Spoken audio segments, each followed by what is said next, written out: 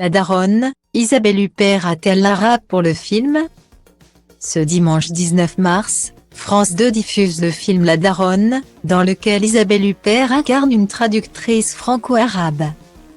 Mais l'actrice a-t-elle vraiment appris l'arabe pour jouer ce rôle? Réponse ci-dessous. Isabelle Huppert a incarné 1001 femmes sur le grand écran.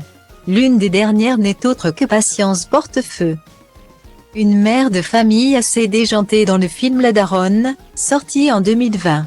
Il s'agit de l'adaptation du roman du même nom d'Anne-Laure Kerr. Louée pour son ton mais aussi son style entre comédie et polar, l'actrice de 69 ans. Elle y incarne une femme qui gagne sa vie en traduisant des écoutes téléphoniques de l'arabe au français pour la brigade d'Estu.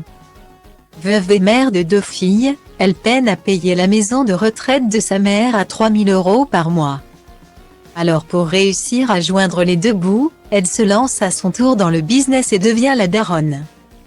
Un nom sous lequel elle se met à vendre la marchandise d'un go fast. Avec ce long métrage, Isabelle Huppert a démontré une nouvelle fois qu'elle était capable d'incarner n'importe quel type de rôle.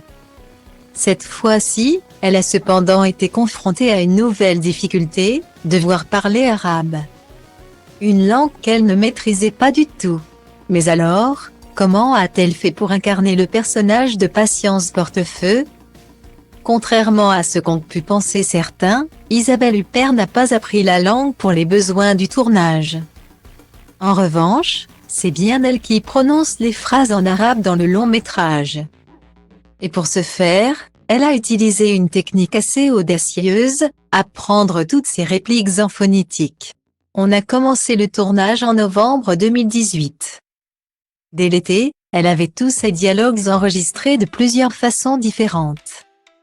Dit par un homme, par une femme, à vitesse normale, à vitesse réduite. Elle a appris syllabe par syllabe.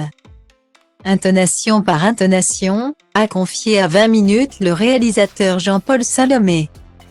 Isabelle Huppert n'a pas seulement réussi à l'exploit de tout retenir, elle a aussi assuré la partie prononciation. On aurait pu, en cas de catastrophe, la doubler, même partiellement. Mais non. On a fait écouter ces dialogues à des Marocains qui nous ont dit qu'elle parlait bien. Avec un petit accent français, s'est remémoré le réalisateur, impressionné. Pari réussi pour la rousse la plus célèbre du cinéma français.